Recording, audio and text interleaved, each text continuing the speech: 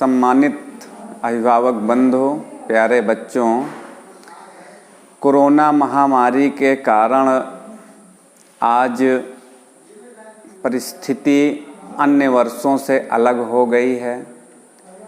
विद्यालय में छात्र आकर क्लास नहीं कर सकते हैं, इसलिए विद्यालय द्वारा ऑनलाइन कक्षाओं की व्यवस्था की गई है। ऑनलाइन कक्षाएं हिंदी मीडियम में कक्षा 6 से 12 तक और इंग्लिश मीडियम में नर्सरी से 5 तक। आज 15 जुलाई से हिंदी मीडियम की कक्षाएं सही ढंग से प्रारंभ कर दी गई हैं। आपके लिए अब कोई और विकल्प शेष नहीं बचा है। यदि अगर आप ऑनलाइन कक्षाओं के द्वारा घर पर पठन पाठन नहीं करेंगे तो आने वाले समय में आप बहुत पीछे चले जाएंगे और यह स्थिति आपके लिए बहुत ही दुखदाई स्थिति होगी। बोर्ड परीक्षाएं, रजिस्ट्रेशन फॉर्म भरने की तिथि शासन द्वारा निर्धारित कर दी गई है। 5 अगस्त तक सभी कक्षाओं में शासन द्वारा प्रवेश की तिथि दी गई है। कक्षा 10 व 12 में बोर्ड फॉर्म भरने की तिथि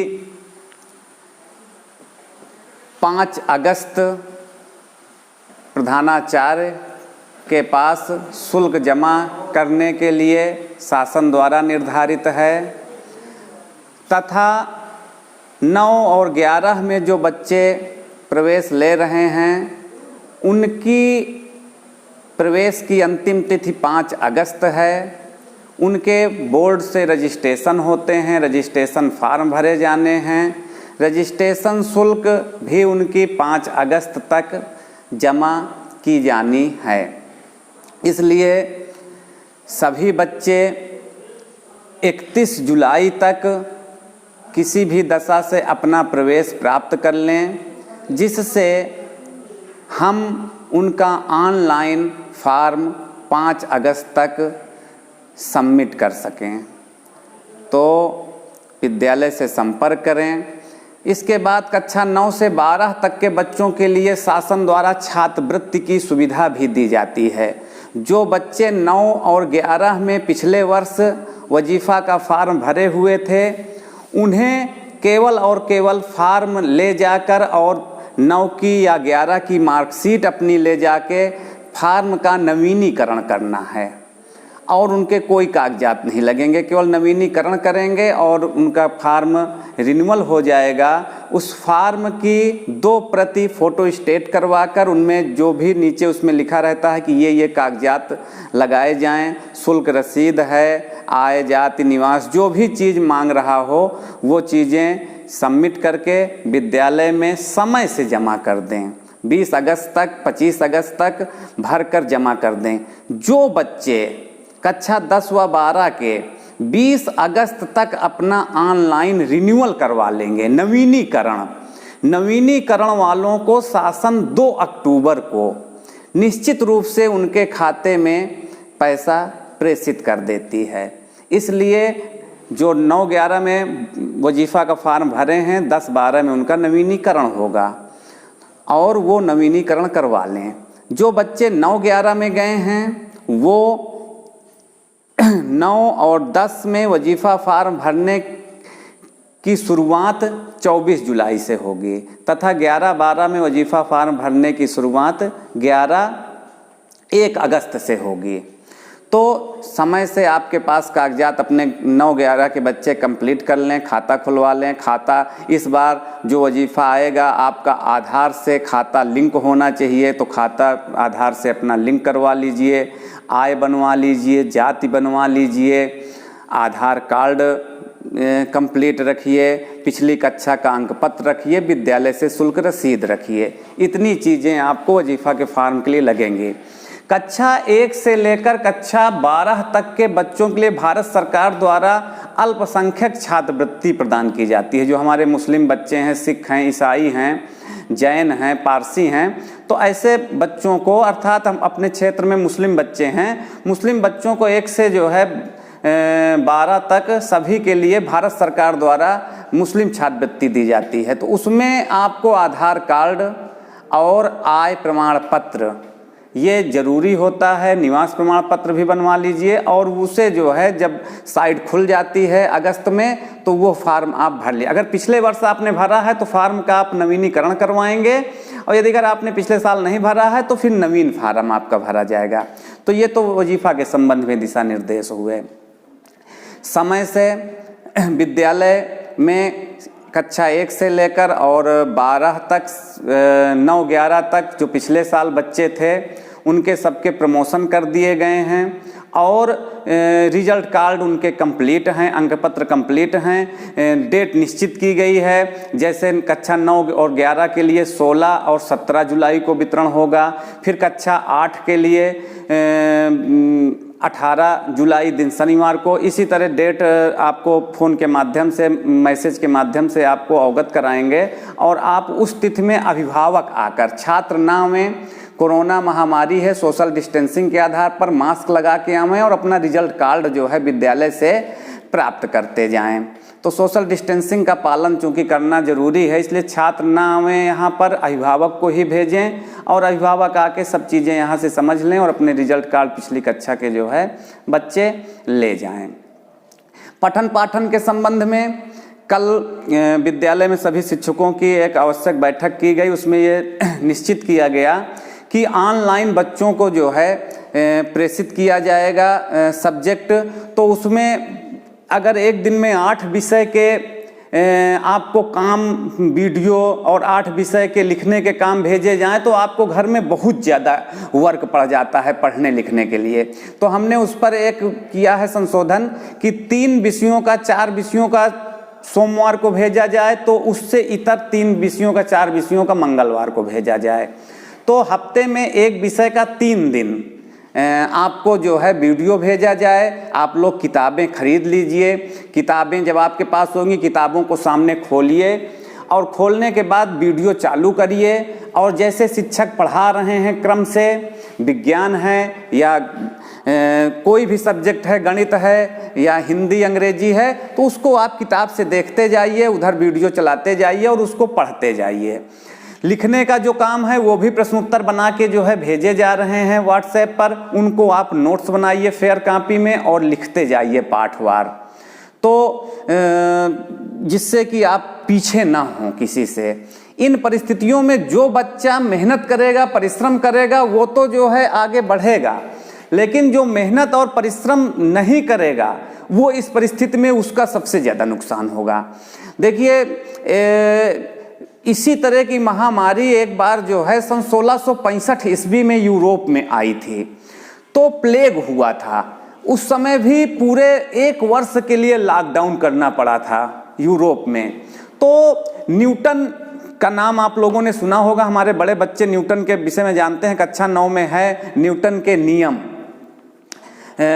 उन्होंने F बराबर m इंटू ए प्रतिपादित किया। न्यूटन के गुरुत्वाकर्षण के नियम बहुत प्रचलित हैं। कैलकुलस पर भी उन्होंने बहुत कुछ काम किया।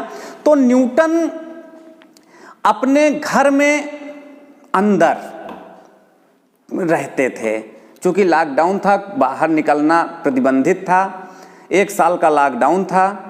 तो न्यूटन घर में पड़े हुए हैं और वो अपने खिड़कियों से देख रहे हैं कि आम के वृक्ष से फल नीचे गिर रहा है, और तो उन्होंने कल्पना किया कि आम के फल से वृक्ष आखिर गिर रहा है तो धरती पर नीचे ही क्यों गिर रहा है, ऊपर क्यों नहीं जा रहा है। और इस कल्पना के आधार पर उन्होंने गुरुत्वाकर्षण का नियम प्रतिपादित कर दिया। उसी 1 वर्ष के लॉकडाउन में ही न्यूटन ने कैलकुलस के कई नियम प्रतिपादित किए। तो न्यूटन ने समय का सदुपयोग किया।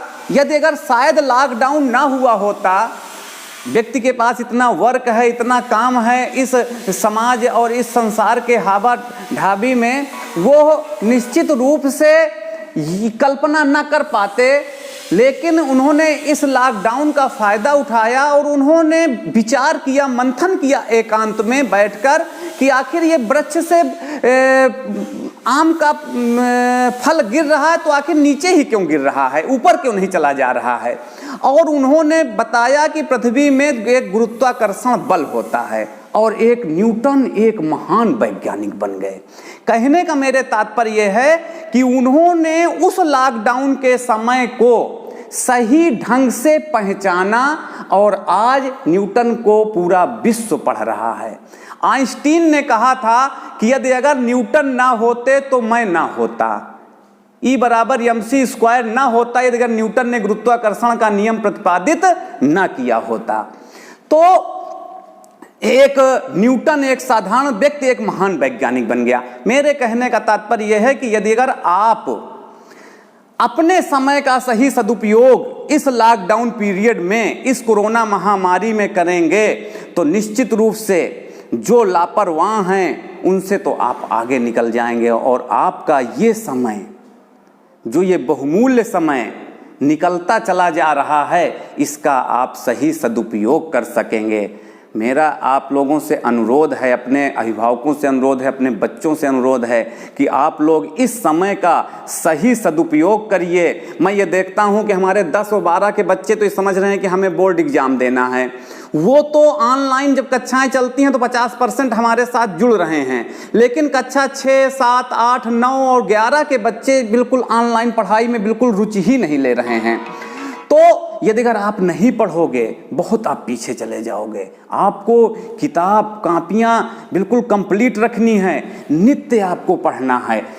बोर्ड परीक्षा में मेरा कई वर्षों का अनुभव है और मैं ये देखता हूँ कि क्लास के 2 बच्चे जो एक दूसरे को बिल्कुल कंपटीशन में बिल्कुल पछेलते हैं। अगर अर्धवार्षिक में एक बच्चे के नंबर अधिक हो गए तो प्री बोर्ड में दूसरे के अधिक हो रहे हैं, दूसरे प्री बोर्ड में फिर पहले के अधिक हो रहे हैं। ऐसे बच्चे, उन दोनों में जब बोर्ड का एग्जाम होता है तो नंबर में 5%, 3% का अंतर आ जाता है। कारण क्या है? जिसका पढ़ने में दोनों अच्छे हैं लेकिन लेख जिसका सुंदर है वो नंबर 3 से 4% अधिक ले आ रहा है, जिसका लेख खराब है उसके नंबर 3 से 4% कम हो रहे हैं। इसलिए प्यारे बच्चों, हिंदी और इंग्लिश का प्रतिदिन आप सुलेख निश्चित रूप से लिखेंगे। अनुवाद आप हिंदी से इंग्लिश, इंग्लिश से हिंदी, साथ साथ अनुवाद कम से कम प्रतिदिन करिए। सवाल आप गणित के 10-10 सवाल प्रतिदिन लगाइए। मैं तो कहता हूँ पुरानी जो पिछले कक्षा है उसका भी सवालों को लगाइए और नई कक्षा के सवाल जो ऑनलाइन शिक्षक पढ़ा रहे हैं उससे भी आप सवाल लगाइए। फिर इसके बाद संस्कृत विषय में, आप अंग्रेजी विषय में आप शब्दकोश तैयार करिए। किताब में पीछे नीचे शब्दकोश दिए रहते हैं, माने दी रहती हैं। जितनी आपका शब्दकोश अच्छा होगा विषय पर पकड़ आपकी उतनी ही अच्छी होगी। तो इसलिए शब्दकोश तैयार करिए और लेख सुंदर बनाइए। विज्ञान विषय पर अच्छे से पाठ को समझिए, फिर उस पर नोट्स तैयार करिए और उसको याद करिए। ये आप निश्चित जान लीजिए, क्लास नहीं चल रही हैं लेकिन ऑनलाइन क्लास चल रही हैं। अगस्त में विद्यालय खुलेगा आपके लिए आने के लिए, सितंबर में खुलेगा, लेकिन परीक्षाएं अपने समय से होंगी। बोर्ड परीक्षाएं अपने समय से होंगी। जो व्यक्ति इस गलत धारणा में रहेगा कि ये पूरा सत्र शून्य हो जाएगा और हमें बोर्ड एग्जाम नहीं देना पड़ेगा, वो गफलत में रहेगा और वो अपने आप को छलेगा। इसलिए इस गलतफहमी पर न रहिए। आपके लिए ऑनलाइन कक्षाएं प्रारंभ हैं, पाठ निश्चित हैं, आपको पाठ से पढ़ना है और पढ़कर उसकी तैयारी भली भांति अच्छे ढंग से आपको तैयारी करनी है। तो आप लोग अच्छे ढंग से प्रत्येक विषय का एक अपने घर में एक निश्चित समय सारणी बनाइए। विद्यालय का वर्क जो फ़ोन पर जाएगा, मेरा अभिभावकों से अनुरोध है कि प्रातः 8 बजे से 12 बजे तक अपने बच्चों को मोबाइल दे दीजिए और आपकी निगरानी में मोबाइल रहे कि मतलब ऑनलाइन हम कक्षाएं चला रहे हैं तो उस ऑनलाइन को बच्चा देख रहा है और उसका काम कर रहा है कि नहीं कर रहा है, कोई दूसरी चीज़ तो नहीं देख रहा है वो मोबाइल में। और फिर 12 बजे के बाद फिर आप मोबाइल उससे ले सकते हैं, क्योंकि जो हम वर्क भेजेंगे विद्यालय से वो 8 बजे से 12 बजे तक ही भेजेंगे। तो 8 बजे से 12 बजे के मध्य कम से कम बच्चे के पास मोबाइल रहे, उससे वो अध्ययन करे। और धर्मा देवी इंटर कॉलेज के नाम से यूट्यूब चैनल है, उस पर आपको बहुत से पाठ मिल जाएंगे, उसमें से आप पढ़िए। उसके अलावा हम वीडियो भेजते हैं, उस वीडियो से आप पढ़िए। हमारे और शिक्षक, अन्य शिक्षक लिंक भेजते हैं यूट्यूब का, उससे आप लोग पढ़िए। कहने का तात्पर्य यह है कि पठन पाठन में आप लोग अब देरी ना करिए, अब आपको पढ़ने में जुट जाना है। तो एक ये समय सारणी, फिर घर में कम से कम 6 घंटे की समय सारणी, और प्रातः काल उठकर विषय जो आप लिखिए शाम को उसको याद करिए। कहने का मेरे तात्पर्य यही है आपसे कि आप यदि अगर इस समय का सदुपयोग नहीं करेंगे न्यूटन की तरह तो आप पीछे हो जाएंगे। और कभी कभी ये जो एकांत है, ये एकांत भी मनुष्य को बहुत कुछ चीज़ें सिखा जाता है। तो आज जो हमें एकांत मिला है इस कोरोना महामारी में, जब हमें किसी को छूना नहीं है, बाहर तभी निकलना है जब आवश्यकता हो, तो हम उसका सदुपयोग करें। और मैं ये समझ रहा हूँ कि मेरे 50% बच्चे तो सदुपयोग समय का कर रहे हैं, लेकिन 50% बच्चे जो समय का सदुपयोग नहीं कर रहे हैं, उनके लिए मुझे ये अपना वीडियो एक संदेश के रूप में भेजना पड़ रहा है। तो आप लोग मेहनत करें, परिश्रम करें। आप भावी देश के कर्णधार हैं, गांव और समाज के लिए आप वरदान हैं। आप अच्छा करेंगे तो निश्चित रूप से उसका प्रतिफल आपके परिवार को मिलेगा, आपके आने वाली पीढ़ी उसे निश्चित रूप से स्वीकार करेगी। 1-2 उदाहरण मैं आपको दे दूं। इस वर्ष बोर्ड परीक्षा 2020 जो संपन्न हुई, इस 2020 की बोर्ड परीक्षा में आपके विद्यालय के बच्चों ने हाई स्कूल तथा इंटर में जिला टॉप किया। रितेश ने हाई स्कूल में टॉप किया और रितु ने इंटर में टॉप किया। रितु के तो 1 नंबर से कम हो गया, अन्यथा प्रदेश की टॉप 10 सूची में होती और प्रदेश में 11वां पोजीशन उसकी रही। तो निश्चित रूप से आप लोग ऐसे बच्चों का अनुकरण करिए कि ये बच्चे कितने घंटे पढ़ते थे।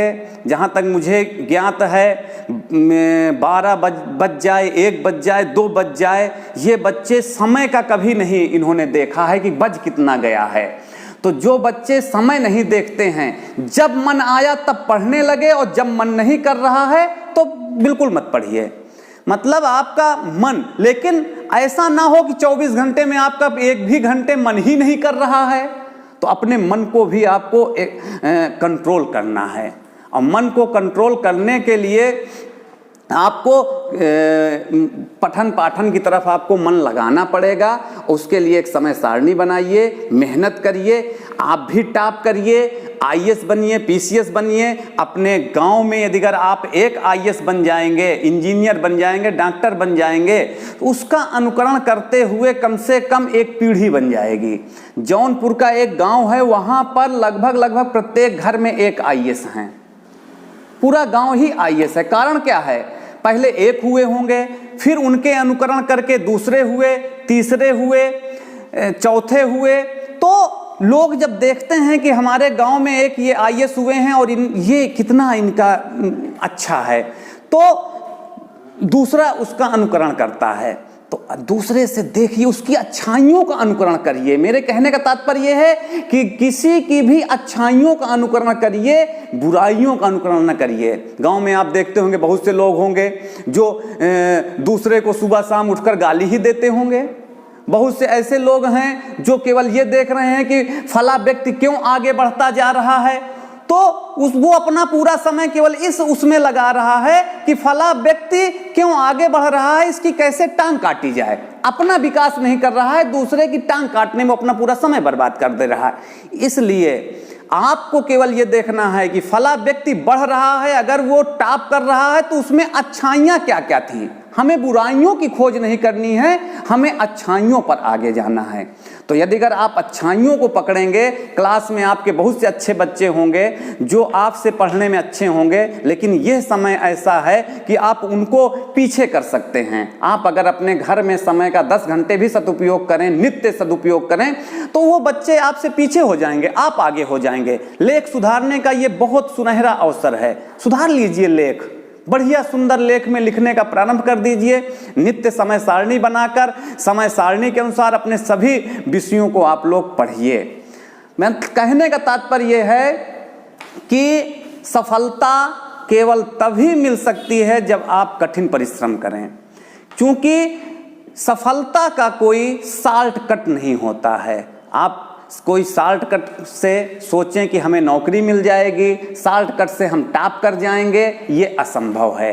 तो सफलता का कोई शॉर्टकट नहीं है, कठिन परिश्रम और मेहनत ही सफलता का एक मूल मंत्र है। मेहनत करने वाले की कभी हार नहीं होती है, ये आप बिल्कुल अच्छी तरह से जान लीजिए। और मेधा का सदैव सम्मान होता है। तो इसलिए अच्छे बच्चे बने, और इन्हीं शुभकामनाओं के साथ कि आप लोग घर में पढ़ेंगे और हमारी बताई हुई बातों का अनुकरण करेंगे।